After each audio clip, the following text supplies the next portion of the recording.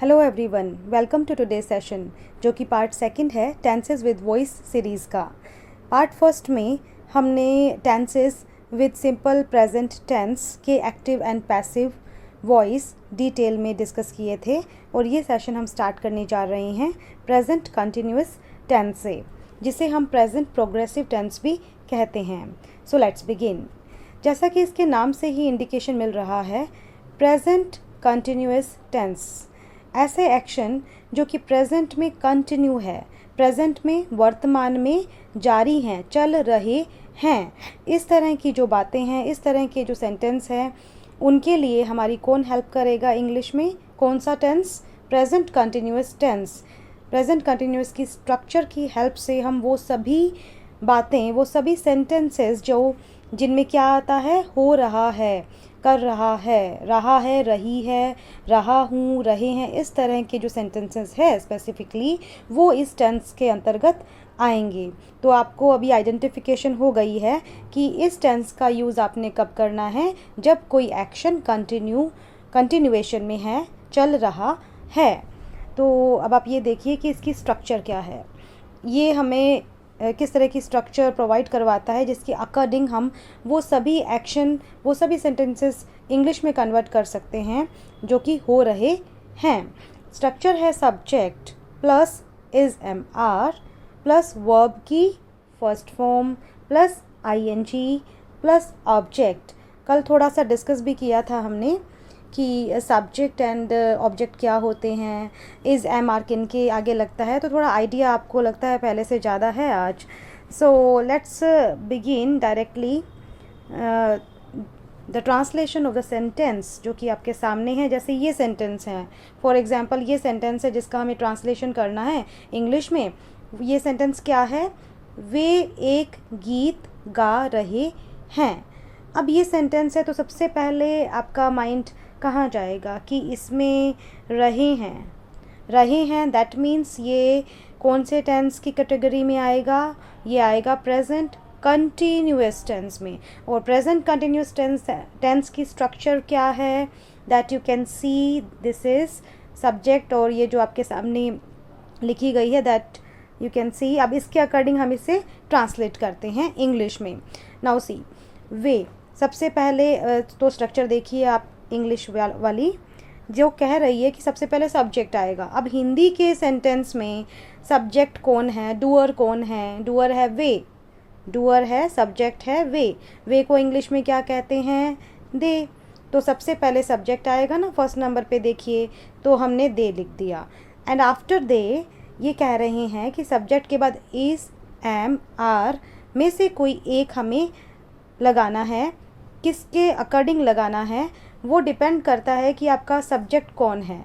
अगर आपका सब्जेक्ट है ही, शी, इट, नेम किसी का कोई नाम या सिंगुलर, तो कौन सी हेल्पिंग वर्ब आएगी? Is. And if the subject is we, you, they और प्लूरल बहुवचन है सब्जेक्ट, देन आर आएगा। एंड आई हमेशा जैसे अलग ही रहता है, कल के रूल में भी हमने देखा था कि आई सिंगुलर होते हुए भी ऐसे ही इसको अपने साथ नहीं लेता है। सिमिलरली यहाँ भी ये अलग बिहेव कर रहा है। ये कह रहा है कि ना तो मैं इज़ लूँगा ना are, I will take am. तो ये आई के साथ एम आता है और अक्सर आपने सुना और देखा भी होगा। तो इस तरह से ये जो रूल्स हैं हेल्पिंग वर्ब के साथ लगने वाले, ये आपको ध्यान रखने हैं। अब आती है बात की स्ट्रक्चर की। तो स्ट्रक्चर में सब्जेक्ट आ गया, इज़ हमारे में से हमने क्या चूज़ किया? आर, बिकॉज सब्जेक्ट दे है तो दे के साथ आर लगता है। थर्ड नंबर पे क्या है? थर्ड नंबर पे है वर्ब की फर्स्ट फॉर्म। वर्ब क्या होता है? एक्शन। और इसमें क्या काम हो रहा है? गाने का। गाने को इंग्लिश में क्या कहते हैं? सिंग। गाने को इंग्लिश में सिंग कहते हैं। और सिंग की कौन सी फॉर्म लगेगी? ये देखिए आप, सिंग की फर्स्ट फॉर्म, और सिंग की फर्स्ट फॉर्म सिंग ही होती है। अब सिंग के आगे क्या लग जाएगा? आईएनजी, तो सिंगिंग बन जाएगा। ठीक है, अब फर्स्ट फॉर्म आईएनजी, सिंगिंग। अब आपको ये भी पता है कि ऑब्जेक्ट, अब आपको ऑब्जेक्ट लगाना ना, प्लस लास्ट में ऑब्जेक्ट आ रहा है, तो ऑब्जेक्ट क्या होता है? अब आपके सेंटेंस में, हिंदी वाले सेंटेंस में देखिए, सब्जेक्ट आ गया है और गा रहे हैं, मतलब एक्शन जो हो रहा है वो भी आपने सिंगिंग बोल दिया है। Then what is left? एक गीत लेफ्ट, और वो क्या है? वर्ब। वर्ब क्या होता है? एक्शन। और इसमें क्या काम हो रहा है? गाने का। गाने को इंग्लिश में क्या कहते हैं? सिंग। गाने को इंग्लिश में सिंग कहते हैं। और सिंग की फर्स्ट फॉर्म ऑब्जेक्ट है, तो वो लास्ट में ऑब्जेक्ट क्या आ जाएगा, अ सॉन्ग। दे, सॉन्ग को इंग्लिश में गीत को इंग्लिश में सॉन्ग कहते हैं। दैट्स वाई इसका ट्रांसलेशन क्या हुआ, they are singing a song, वे एक गीत गा रहे हैं। तो इस तरह से आपने प्रेजेंट कंटिन्यूअस को पहले तो आपने आइडेंटिफाई ये किया कि ये सेंटेंस किस कैटेगरी में आता है, रहे हैं तो ये प्रेजेंट कंटिन्यूअस में आएगा। उसके बाद आपने उसकी स्ट्रक्चर ध्यान में लाके, जैसे कि आपको याद होगी, आपको याद करनी है, और उस स्ट्रक्चर के अकॉर्डिंग आपने इसको इंग्लिश में ट्रांसलेट कर दिया है। नेक्स्ट अब हम इसका नेगेटिव बनाते हैं कि they are singing a song, ठीक है, वे एक गाना गा रहे हैं, एक गीत गा रहे हैं। नाउ अब आपको ये कहना है कि वे गाना नहीं गा रहे हैं, दे आर। और मैंने आपको कहा था कि जब भी हमें नेगेटिव बनाना हो तो हम नेगेटिव कैसे बनाएंगे, हेल्पिंग वर्ब के साथ हमने क्या लगा देना है, नोट लगा देना है। And when ever you will apply note with helping verb, अब हेल्पिंग वर्ब क्या है, यहाँ पर आर है, और आर के साथ आपने नोट लगाया तो ये नेगेटिव बन जाता है कोई भी सेंटेंस हेल्पिंग वर्ब के साथ नोट लगाने से। Last time simple present tense में हेल्पिंग वर्ब नहीं थी, अगर आपको ध्यान है उसकी स्ट्रक्चर, तो उसमें सीधी वर्ब आ रही थी। That's why we took help, हमने किसकी हेल्प ली थी, डू और डज की, क्योंकि हेल्पिंग वर्ब नहीं थी ना, और यहाँ पर हमें हेल्पिंग वर्ब अवेलेबल है। दैट्स वाई हम हेल्पिंग वर्ब के साथ नोट लगा के नेगेटिव बना लेंगे। तो are not, they are not singing a song. अब आर नोट का कॉन्ट्रैक्टेड फॉर्म क्या है, जैसे कि येस्टरडे ऑल्सो हमने किया पार्ट फर्स्ट में, जैसे कि इजंट, तो आर नोट का आरंट हो जाएगा, ठीक है, ये तो नेगेटिव बन गया। अब आपको इंटरोगेटिव बनाना है, आपको क्वेश्चन पूछना है कि क्या वे गाना गा रहे हैं, क्या वे गाना गा रहे हैं। तो आपको क्या करना है, हेल्पिंग वर्ब को बिल्कुल स्टार्टिंग में रख देना है, और वो क्या बन जाएगा, आपका इंटरोगेटिव बन जाएगा। हेल्पिंग वर्ब को आगे रखा तो क्या बना, are they singing a song. और आपको नेगेटिव और इंटरोगेटिव, नकारात्मक और प्रश्नवाचक, तीन दोनों को मिक्स करके बोलना है कि क्या वे गाना नहीं गा रहे हैं। तो आप क्या कहेंगे, आर दे, तो आपका जो नोट है वो यहाँ आ जाएगा, are they not singing a song, क्या वे गाना नहीं गा रहे हैं। तो ये है आपका प्रेजेंट कंटिन्यूअस टेंस, और उसका ट्रांसलेशन, उसकी नेगेटिव फॉर्म, उसके इंटरोगेटिव फॉर्म। अब चलो साथ साथ हमने, जैसे कि टाइटल है आपके टॉपिक का कि आपने साथ में इसको पैसिव में भी कन्वर्ट करना है। पैसिव मीन्स सीधी बात तो कर ली, अब रिवर्स में भी करते हैं। सीधी बात कैसे की थी, वे एक गाना गा रहे हैं, अब इसको उल्टा बोलो हिंदी में क्या होएगा, वे एक गाना गा रहे हैं, एक गाना या गाना उनके द्वारा गाया जा रहा है। बड़ी आसानी से आपने हिंदी में इसे कन्वर्ट कर दिया, तो इंग्लिश में भी बड़ी आसानी से कर सकते हैं। तो मैंने कहा था ना कि सिर्फ 5, only 5 main rules you have to learn, you have to keep it in mind. आपको अपने माइंड में सिर्फ ये 5 major rule, 5 golden rule, 5 steps आपको अपने माइंड में रखने हैं। किसी भी एक्टिव वॉइस को, किसी भी टेंस, कोई भी टेंस हो, अभी तो हम दूसरा टेंस ही तो कर रहे हैं, सभी में ये ही 5 रूल लगेंगे, तो आपको ये ध्यान में रखने हैं। तो चलिए अब हम जो ये एक्टिव है हमारा, they are singing a song, ये सिंपल हम प्रेजेंट कंटिन्यूअस में बोलना सीख गए हैं। अब हमें इसको रिवर्स बोलना सीखना है कि एक गाना उनके द्वारा गाया जा रहा है। तो फर्स्ट स्टेप हमारा क्या रहेगा, देखिए, ऑब्जेक्ट से सब्जेक्ट बनाना। ऑब्जेक्ट आप अब इजीली आइडेंटिफाई कर सकते हैं, मैं होप करती हूँ कि आप इजीली आइडेंटिफाई कर लेंगे कि अब इसमें ऑब्जेक्ट क्या है, अ सॉन्ग। वर्ब के थोड़ा सा ये भी एक आप आइडिया ले सकते हैं कि वर्ब के जस्ट बाद जो होगा वो ऑब्जेक्ट की कैटेगरी में मोस्ट ऑफ द केसेस आता है। आगे कॉम्प्लेक्स सेंटेंसेस आ जाते हैं, तो लेकिन सिंपल सेंटेंस जैसे कि अभी आप सीख रहे हैं बिल्कुल बेसिक सेंटेंसेस में, तो उसमें आप मोटा मोटा ये ध्यान रखिए कि वर्ब के जस्ट बाद जो वर्ड है वो ऑब्जेक्ट है, ठीक है, थोड़ा सा एक आइडिया लेने के लिए। तो वर्ब के जस्ट बाद है अ सॉन्ग, अभी अपने स्ट्रक्चर में भी तो किया, अभी अ सॉन्ग ऑब्जेक्ट की कैटेगरी में आया था ना।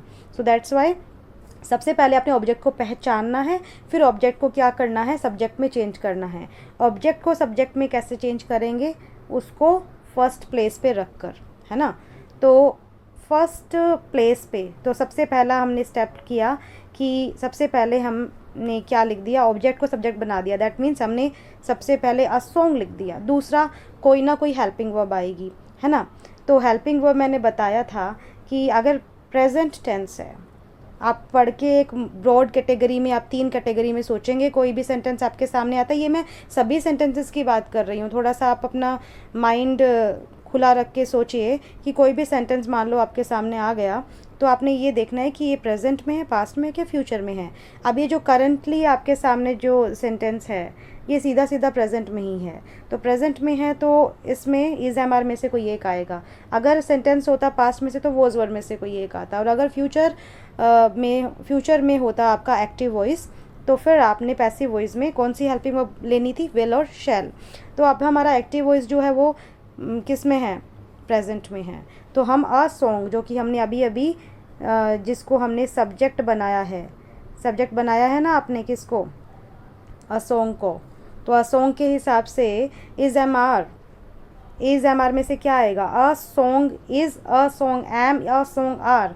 आपको बताया गया है कि सिंगुलर सब्जेक्ट के साथ क्या लगता है, इज़, और अ सॉन्ग इज़ सिंगुलर, तो यहाँ पे हेल्पिंग वर्ब में स्टेप 2 के अकॉर्डिंग इज़ आएगा। प्रेजेंट टेंस है इसलिए इज़ एम आर में से कोई एक आएगा, और इज़ एम आर में से भी इज़ क्यों आएगा, because subject is singular, that's why is आया। नाउ स्टेप 3 पे चलो, स्टेप 3 पे हमने मूव किया, तो स्टेप 3 कहता है कि मेन वर्ब जो है ना उसकी थर्ड फॉर्म आपने लिखनी है। अब मेन वर्ब क्या है, मेन वर्ब है सिंग, और सिंग की थर्ड फॉर्म क्या होती है, आपने बहुत लर्न किए हैं ना ये वर्ब्स की टेबल्स, आपको बिल्कुल समर वेकेशन में भी इसके बंचेस मिलते थे, आपने बहुत चार्ट्स प्रिपेयर किए हैं इफ़ यू रिमेंबर। तो उसमें क्या किया आपने, बहुत सारी वर्ब फॉर्म्स आपने याद की है, तो अब उसे रिवाइव कीजिए अपनी मेमोरी में, लाइए उन्हें, रिकॉल कीजिए। तो सिंग की थर्ड फॉर्म क्या थी, सिंग, सैंग, संग। तो अब सिंग की थर्ड फॉर्म क्या आएगी, हमेशा थर्ड फॉर्म आती है ना पैसिव वॉइस में, तो सिंग की थर्ड फॉर्म आएगी संग। तो थर्ड स्टेप हमने संग लिख दिया। फोर्थ स्टेप कहता है बाय के द्वारा, तो बाय आ गया।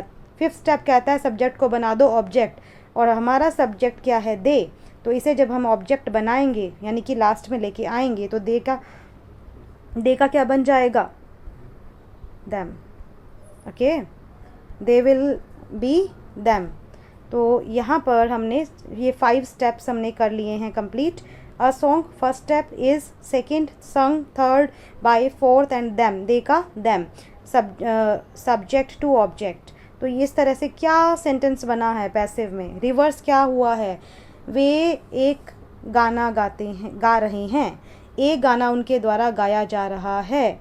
तो अ सॉन्ग इज़, अब इसमें एक चीज़ यहाँ पे लिखनी मिस हो गई है, वो ये है कि जब भी एक्टिव वॉइस में आपको आईएनजी दिखे, जब भी एक्टिव वॉइस में आपको क्या दिखे, आईएनजी, तो पैसिव वॉइस में आपने हमेशा, पैसिव वॉइस बनाते टाइम हमेशा आपने हेल्पिंग वर्ब के बाद क्या लगा देना है, बीइंग, सुना होगा आपने ना, बीइंग लगा देना है।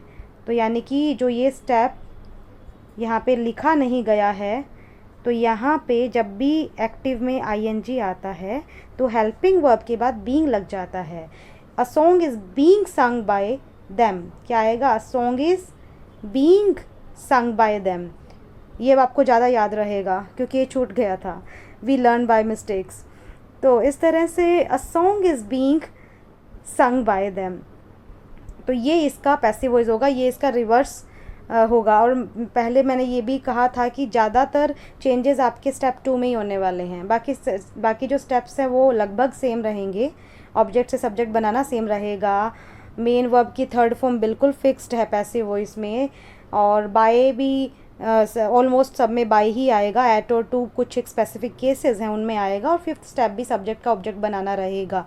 सिर्फ स्टेप सेकंड में आपको थोड़ा सोचने की ज़रूरत है। अगर आईएनजी है तो देखो हेल्पिंग वर्ब के आगे बीइंग लग जाता है, और प्रेजेंट है तो इज़ एम आर में से कोई एक आता है, वॉज वर, विल, शैर, अभी हैज़ हैव आएंगे तब थोड़े और चेंजेस आ जाएंगे, तो थोड़ा सा इसमें आपका एक्सपेरिमेंटल रहेगा। स्टेप 2 जो है वो मॉडिफाइड रहेगा, अदरवाइज़ बाकी सब बिल्कुल ऑलमोस्ट सेम है। So let's proceed. तो यहाँ पे देखिए अब आपने बिल्कुल इसको पॉजिटिव एफर्मेटिव सेंटेंस में आपने इसको कन्वर्ट कर दिया है कि एक सॉन्ग उनके द्वारा गाया जा रहा है, अ song is being sung by them. अब इसको नेगेटिव बोलेंगे तो कैसे कहेंगे, अ सॉन्ग इज़ नॉट बीइंग, तो नेगेटिव तो सिंपल ही बनता है ना, कैसे बनता है, हेल्पिंग वर्ब के आगे नोट लगा के। तो सीधी सी बात है, हम इसमें इसी सेंटेंस में इसके आगे नोट लगा दीजिए, नेगेटिव बन जाएगा, song isn't sung by them. अब इसका इंटरोगेटिव बनाना है तो वही हेल्पिंग वर्ब को उठा के बिल्कुल फर्स्ट प्लेस पे रख दीजिएगा। तो ये आपका पैसिव में इंटरोगेटिव बनेगा, इज़ अ सॉन्ग बीइंग। यहाँ बीइंग हमारा मिसिंग हो गया है लिखने में, तो वो ध्यान रख लीजिए थोड़ा सा। Is a song being sung by them. तो ये है प्रेजेंट कंटिन्यूअस टेंस और उसका passive voice.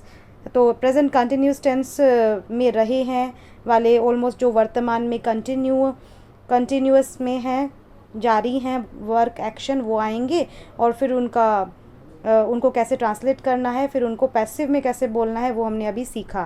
So let's begin now present perfect tense. अब आप जैसा शुरू से ही आई थिंक नाउ अब आप नाम से इंडिकेशन लेने लग गए होंगे कि जैसे सिंपल प्रेजेंट टेंस में जो सिंपल एक्शन है, जो होते हैं, सिंपल प्रेजेंट है, प्रेजेंट में सिंपल है, जो होते हैं वो आते हैं। प्रेजेंट कंटिन्यूअस में जो प्रेजेंट में हो रहे हैं वो आते हैं। और प्रेजेंट परफेक्ट यानी प्रेजेंट में जो परफेक्ट हुए हैं, यानी कि प्रेजेंट में जो कंप्लीट हुए हैं, प्रेजेंट में अभी अभी हुए हैं, दैट मीन्स प्रेजेंट में जो परफेक्ट है, प्रेजेंट में जो कंप्लीट हुए हैं, इस तरह की बातें सारी की सारी, वो सारी कौन हमें बोलना सिखाएगा, वो हमें प्रेजेंट परफेक्ट टेंस सिखाएगा, प्रेजेंट परफेक्ट टेंस। तो आप देखिए हिंदी में अगर बोलें तो मैं ये काम कर चुकी हूँ, मैंने अभी अभी ये काम किया है, उसने अभी एक लेटर लिखा है या लिखा जाया चुका है, ये पैसिव हो गया ना। वो तो चुका है से हम थोड़ा सा इंडिकेशन ले सकते हैं, या हुआ है। सो इस तरह की जो सेंटेंसेस होंगे they will be translated with the help of present perfect tense. अब प्रेजेंट परफेक्ट टेंस में ठीक है, आपको ये तो क्लियर हो गया कि किस तरह की सेंटेंसेस आएंगी। अब क्या स्ट्रक्चर रहती है, structure is in front of you. Structure क्या है, subject plus has have plus verb की थर्ड फॉर्म प्लस ऑब्जेक्ट। और अब तक आपको मुझे लग रहा है कि ये जो दो कैटेगरी है ना सब्जेक्ट्स की, ये भी आपको याद हो गई होगी। भी दो ग्रुप बने हुए हैं इनके।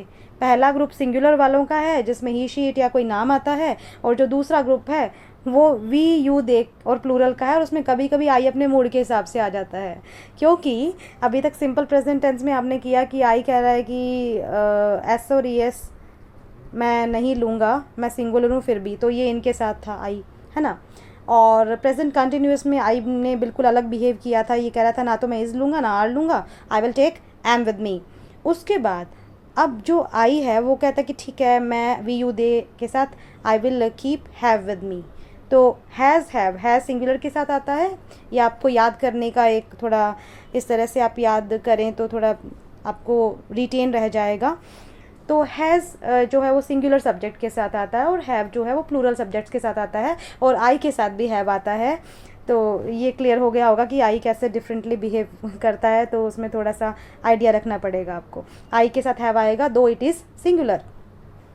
अब ये तो हैज़ हैव को लगाने के रूल, सब्जेक्ट के हिसाब से हैज़ हैव लगेंगे ना। ये देखिए स्ट्रक्चर में हैज़ हैव है, तो हैज़ सब्जेक्ट अगर क्या है सिंगुलर तो हैज़ आ जाएगा, प्लूरल है तो हैव आ जाएगा। Okay, so let's begin now our Hindi sentence. तो जैसे मैंने यहाँ सेंटेंस लिया, कोई भी सेंटेंस जो हो चुका है वर्क, तो उसमें, और हाँ मैं एक चीज़ आपको एक असाइनमेंट देना रह गया। वो असाइनमेंट है ये कि प्रेजेंट कंटिन्यूअस टेंस में आपने एक पैराग्राफ लिखना है, एक पूरा पेज लिखना है। वो आप कोई भी पार्टी का लिख सकते हैं, बर्थडे पार्टी हो रही है, या कोई भी फेस्टिवल का लिख सकते हैं कि आज दिवाली है तो आज हम ये कर रहे हैं, बर्थडे पार्टी हो रही है, मम्मी स्वीट्स बना रही है, भाई ये कर रहा है, बहन ये कर रही है, मैं केक काट रही हूँ। तो सारी की सारी बातें आपने, ये एक टास्क है आपका, एक पेज आपने लिखना है, प्रेजेंट कंटिन्यूस टेंस में लिखना है। सारी बातें इस स्ट्रक्चर में की जाएंगी, ये हो रहा है, वो हो रहा है, ये चल रहा है, वो गा रहा है, दिस एंड दैट। उसके बाद आ जाइए प्रेजेंट परफेक्ट टेंस पे। प्रेजेंट परफेक्ट टेंस पे भी एक असाइनमेंट है जो कि आपने एक पेज लिखना है, और ये it depends totally upon practice. Until you don't practice you will never learn English. तो इसीलिए आपको ये प्रैक्टिस तो ज़रूर करनी ही पड़ेगी। Right as much as you can, speak as much as you can. और स्पीकिंग में देखो टंग प्रैक्टिस बहुत ज़रूरी है, तो बोलना शुरू कर दीजिए अब। ओके एंड आप में से कुछ स्टूडेंट्स बोलना शुरू कर दिया है उन्होंने, and I am happy for them because yes they are improving. तो अब हम थे प्रेजेंट परफेक्ट टेंस पे। इसमें ये जो हिंदी का सेंटेंस मैंने लिया है वह पत्र लिख चुकी है, तो ये सीधा सीधा अभी आपको जो समझाया गया है उसके अकॉर्डिंग कौन से टेंस में आएगा, सिंपल प्रेजेंट में, प्रेजेंट कंटिन्यूअस में, या प्रेजेंट परफेक्ट में? ये आएगा प्रेजेंट परफेक्ट में, क्योंकि काम हो चुका है, काम नहीं, ना तो काम हो रहा है या ना काम होता है, काम हो चुका है। That's why it will come in present perfect tense, सीधा सीधा। और प्रेजेंट परफेक्ट टेंस की हम फिर स्ट्रक्चर की हेल्प ले लेंगे। स्ट्रक्चर कहती है कि सबसे पहले क्या आएगा, सब्जेक्ट आएगा। सब्जेक्ट कौन है इसमें, डूअर कौन है, डूअर है, लिख चुकी है, अगर चुका है होता तो ही आता, अब चुकी है से पता लग रहा है कि द पर्सन इज़ गर्ल, तो हम गर्ल के हिसाब से शी लगाते हैं, शी आ जाएगा। दूसरा स्टेप क्या है, हैज़ है में से एक को हमें सेलेक्ट करना है, तो शी के साथ ये जो रूल आपने देखे, शी के साथ हैज़ लगेगा, तो शी के साथ हैज़ लगाया। थर्ड स्टेप क्या है, थर्ड स्टेप है वर्ब की थर्ड फॉर्म। अब लिखना है, इसमें वर्ब क्या होती है, एक्शन, इसमें क्या एक्शन हो रहा है, लिखने का कार्य हो रहा है। लिखने को इंग्लिश में क्या कहते हैं, राइट कहते हैं। राइट की थर्ड फॉर्म क्या होती है, राइट की थर्ड फॉर्म होती है रिटन, राइट, रोट, रिटन, तो वर्ब की थर्ड फॉर्म रिटन आ गई। और ऑब्जेक्ट क्या है, आपको बताया ही है, सब्जेक्ट और एक्शन को निकाल के जो बचता है वो आपका ऑब्जेक्ट होता है। पत्र, पत्र को इंग्लिश में क्या कहते हैं, अ लेटर। तो इस तरह से आपका ट्रांसलेशन हो गया है प्रेजेंट परफेक्ट टेंस का, कि कैसे हमें बोलनी है ये बात जब हमें कोई ऐसा काम कहना हो कि वो हो चुका है, वो काम हो गया है, अभी अभी हुआ है। She has written a letter, she has written a letter. अब वही नेगेटिव, नेगेटिव तो आपको बिल्कुल इजीली आपको अब आप आइडिया लगा सकते हैं कि नेगेटिव बनाने के लिए हमें सिर्फ हेल्पिंग वर्ब के आगे ना नोट लगाना है।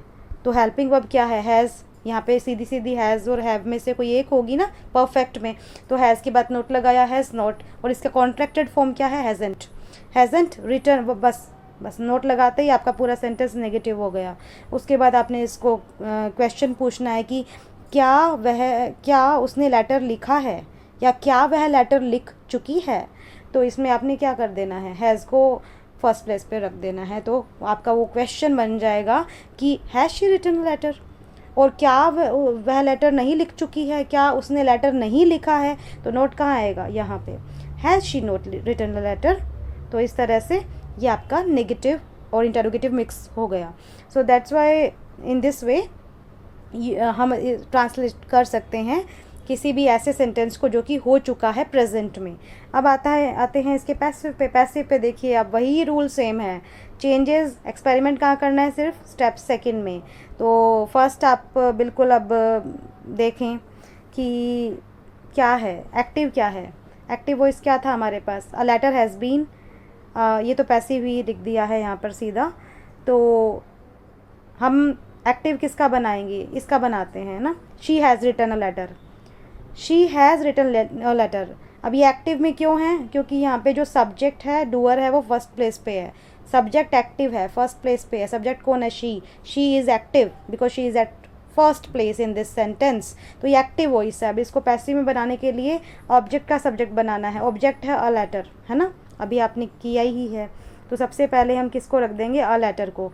दूसरा कोई ना कोई हेल्पिंग वर्ब आएगी, हेल्पिंग वर्ब सीधी सीधी यहाँ पे हैज़ दी हुई है ना, हैज़ है, तो इसमें हैज़ या हैव में से कोई भी एक, स्टेप सेकंड में एक्सपेरिमेंट करेंगे तो प्रेजेंट परफेक्ट टेंस में हैज़ और हैव में से कोई एक आपने हेल्पिंग वर्ब लगानी है। अब आपका सब्जेक्ट कैसा है, आपका जो सब्जेक्ट है वो अ लेटर है, that's why a letter singular है, और सिंगुलर के साथ हैज़ लगता है, ठीक है, तो इसीलिए हैज़ है। अगर सपोज़ कीजिए यहाँ पे होता कि शी हैज़ रिटन लेटर्स, क्या होता, शी हैज़ रिटन लेटर्स। अब लेटर्स क्या है, लेटर्स क्या है, प्लूरल है, और प्लूरल होता तो क्या आता यहाँ पे पैसिव में, लेटर्स, यहाँ पे आता लेटर्स, और लेटर्स के आगे क्या आता, हैव, लेटर्स प्लूरल के साथ हैव आता है, that's why letters have been written by her होता। अब अ लेटर है तो हैज़ ही आ गया। अब थर्ड स्टेप क्या है, थर्ड स्टेप मेन वर्ब की थर्ड फॉर्म। तो मेन सबसे पहले हमने क्या किया, she has written a letter, मैं इसे लिख ही देती हूँ इसके सामने, screen is shaking. She has written a letter, जैसे ये आपका एक्टिव वॉइस है ना, तो इसमें आपने अ लेटर ऑब्जेक्ट है, इसको आपने फर्स्ट प्लेस पे रख दिया। सो दूसरा जो आपका रूल कहता है कि अ लेटर के बाद आप लगाइए helping verb, a letter singular तो हैज़ लग गया, और फिर जब भी आपको, जैसे उसमें आईएनजी में बीइंग आया था ना, एक नया एडिशन हुआ था कि जब भी आईएनजी होता है तो मेन वर्ब से पहले बीइंग लगता है, वैसे ही जब भी सेंटेंस में हैज़ या हैव आएगा तो मेन वर्ब से पहले क्या लगेगा, बीन, ये आपने ध्यान रखना है, ठीक है। तो हैज़ बीन, अब यहाँ वापस वही रूल है, मेन वर्ब क्या है, राइट, तो राइट की थर्ड फॉर्म रिटन हो जाएगी। बाय फोर्थ रूल है, एंड शी सब्जेक्ट का ऑब्जेक्ट, तो शी को जब आप ऑब्जेक्ट बनाएंगे लास्ट में लेके जाएंगे तो शी का हर बनता है, ही का हिम, आई का मी, दे का देम, दिस, ये आपको थोड़े याद करने पड़ेंगे, and you can learn it from any book, any grammar book. Concept आपका ये क्लियर होना चाहिए, बाकी रूल्स तो आपने लर्न करने ही हैं। तो इस तरह से आपने पैसिव बना लिया है कि लेटर, उसने लेटर लिख लिया है, वह लेटर लिख चुकी है, और पैसिव क्या होगा, लेटर उसके द्वारा लिखा जा चुका है। तो ये देखिए आपने इंग्लिश में भी इसको सही बिल्कुल सही बोल दिया है, लिख दिया है पैसिव वॉइस के 5 रूल्स की हेल्प से कि अ लेटर हैज़ बीन, जब भी हैज़ हैव आएगा तो पैसिव वॉइस में बीन आएगा, और वर्ब की तो थर्ड फॉर्म हमेशा होती ही है। तो a letter has been written by her, अब इसका नेगेटिव बनाइए, तो नेगेटिव कब बनता है, जब भी हेल्पिंग वर्ब के बाद हम नोट लगा देते हैं, तो हैज़ के बाद नोट लगा दीजिए। A letter hasn't, contracted form hasn't been written by her, and if you want to make its question, तो ये हैज़ को उठा के बिल्कुल फर्स्ट प्लेस पे रख दीजिए, then it will be converted into question form, has a letter been written by her, और अगर दोनों मिक्स करने हैं तो has a letter not been written by her. तो इस तरह से ये हम तीनों तरह की बातें पैसिव में भी हम कन्वर्ट करना सीख गए हैं, और एक्टिव में भी बात करना सीख गए हैं। So these are the basic rules which you always keep in mind, and then you can make more and more complex sentences. ये बिल्कुल बेसिक सेंटेंसेज है, ये इनकी क्लैरिटी होने के बाद ही आप बिल्कुल फ्लोलेसली काम कर सकते हैं आगे। Next we are going to begin next tense. तो ये था हमारा प्रेजेंट परफेक्ट टेंस। अब हमारा जो आज का जो लास्ट टेंस हम डिस्कस करने वाले हैं, that is present perfect continuous tense. अब इसके नाम में देखिए, आप कहेंगे कि मैम इसमें तो परफेक्ट भी आ गया एंड कंटिन्यूस भी आ गया। Now what is this, perfect भी है और कंटिन्यूस भी है, पूरा भी हो चुका है और कंटिन्यूएशन में भी है।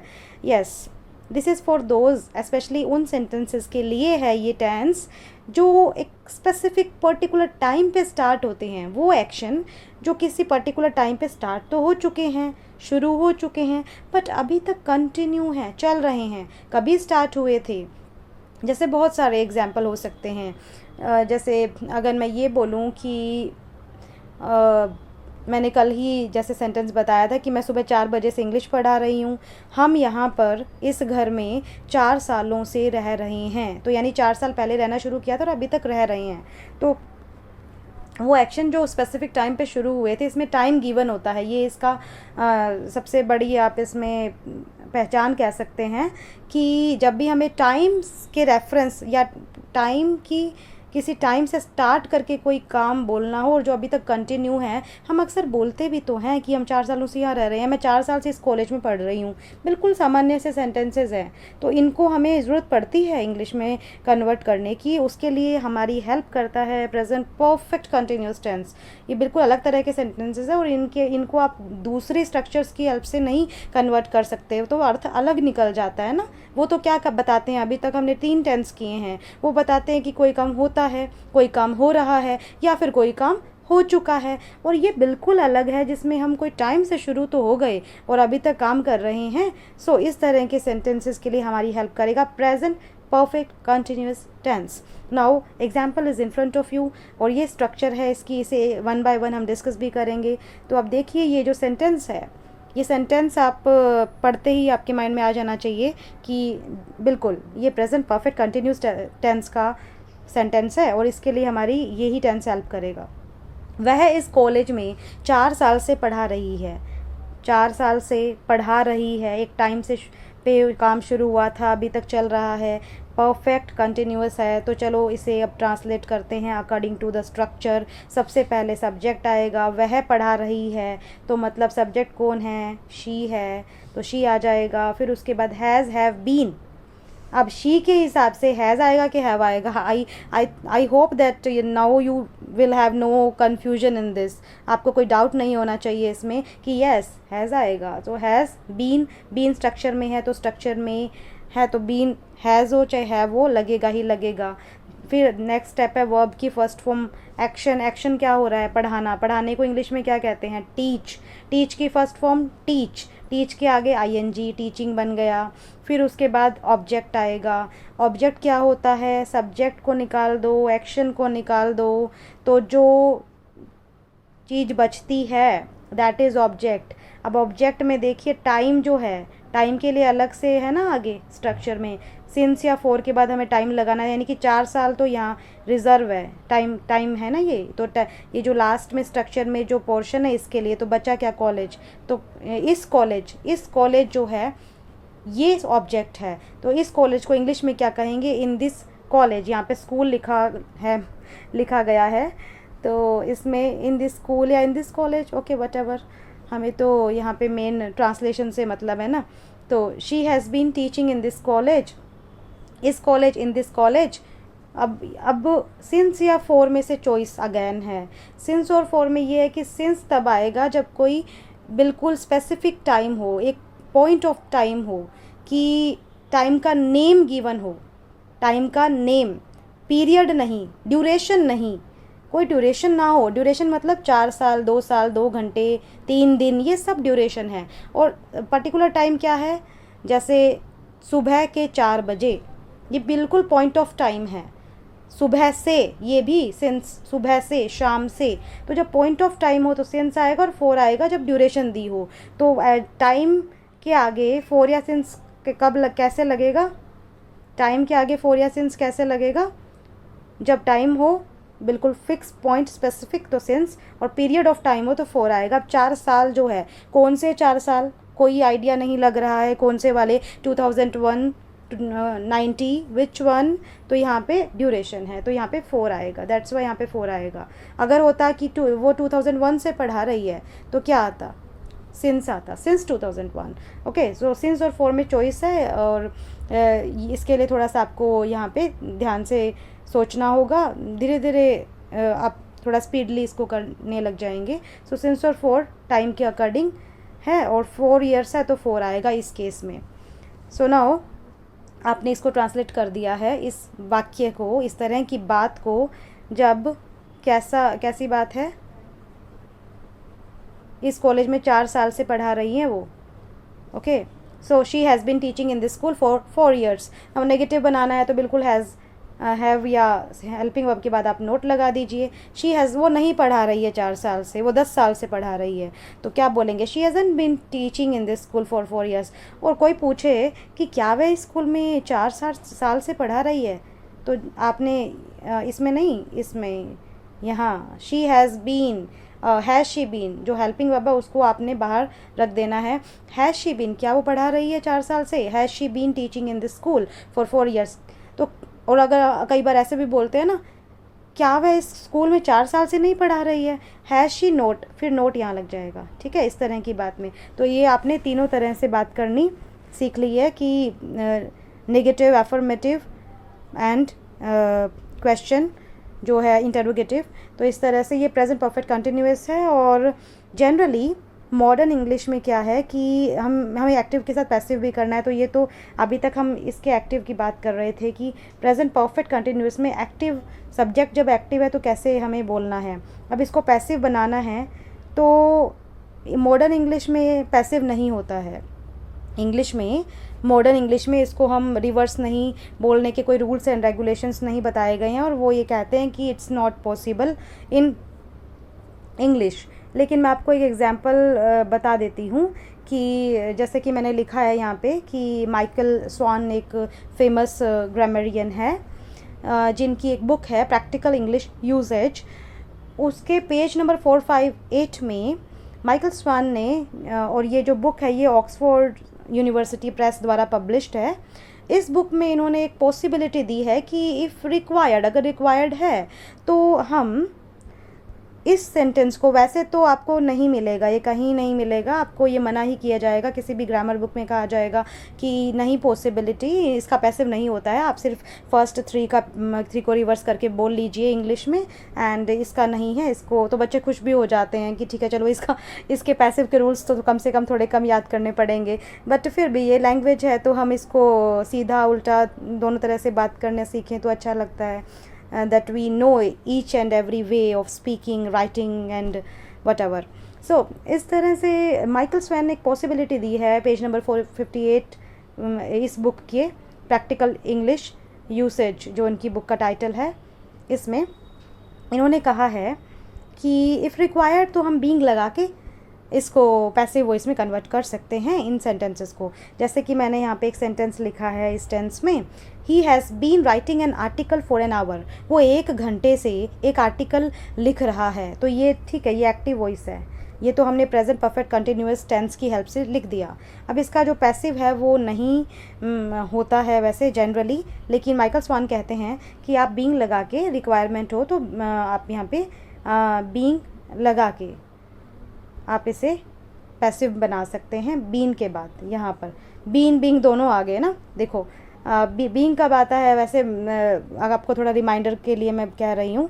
अब आपको ये बात तो क्लियर हो गई है ना कि इसका पैसिव नहीं होता है, but there is a possibility आप बीइंग लगा के इसको, माइकल स्वान ही कहते हैं, ये आप हर जगह मत यूज़ करने लग जाना, because everybody will not correct it, because generally modern English में इसको एक्सेप्ट नहीं किया गया है, दैट्स वाई। तो उसके बाद अब मैं ये कह रही थी कि देखो दोनों चीज़ें यहाँ पे मिक्स हो गई हैं। बीइंग कब लगता है, प्रेजेंट कंटिन्यूअस में जब उसका पैसिव बनाते थे तो आईएनजी की जगह बीइंग लगाते थे, और प्रेजेंट परफेक्ट में जब पैसिव बनाते थे तो हैज़ हैव के बाद बीइंग लगाते थे, इफ़ यू रिमेंबर। तो ये दोनों मिक्स हो गए हैं, देखिए यहाँ, इंटरेस्टिंग है ना। तो इस तरह से ये था आज का सेशन जिसमें हमने प्रेजेंट टेंस कंप्लीट कर लिया है, and from the next session we are going to start past tense. I hope that you have understood well, and until you don't write and practice you will not understand it well. So मैं आपसे यही request करूँगी, and I hope, I expect कि आप लिखेंगे तो first तो आप जैसे किसी पार्टी या फेस्टिवल पे लिख सकते हैं, सेकंड जो है वो प्रेजेंट परफेक्ट है, कोई काम हो चुका है तो आप एक इस तरह की सिचुएशन सोचिए कि जैसे आप घर पहुँचे तो सारा काम हो चुका है, आपकी मॉम ने क्या काम कर दिया है, पापा ने क्या काम कर दिया है, जैसे आप कोई टास्क देके गए थे तो ये हो चुका है, वो हो चुका है, आप घर जैसे ही पहुँचे, तो इस तरह की सिचुएशन क्रिएट करके आप इसमें ये एक पैराग्राफ प्रेजेंट परफेक्ट टेंस में लिख सकते हैं, और वैसे ही प्रेजेंट परफेक्ट कंटिन्यूअस टेंस में भी आप एक पैराग्राफ ज़रूर लिखिएगा। उसमें आप सिचुएशन इस तरह की, जैसे मैं यहाँ पे 4 सालों से रह रहा हूँ, ये यहाँ पे 2 साल से यहाँ पे जॉब कर रहा है, ये इसको इतने साल हो गए हैं, या इस तरह से आप all are very creative, so you will make it better. तो इस तरह से ये सेशन आज का कंप्लीट हो गया है, और आपको प्रैक्टिस करनी है, आपके पैराग्राफ्स आपके डायरी या नोटबुक में होने चाहिए, and we are going to start in the next session the past tense. Until then, keep learning and have a nice day. Thank you for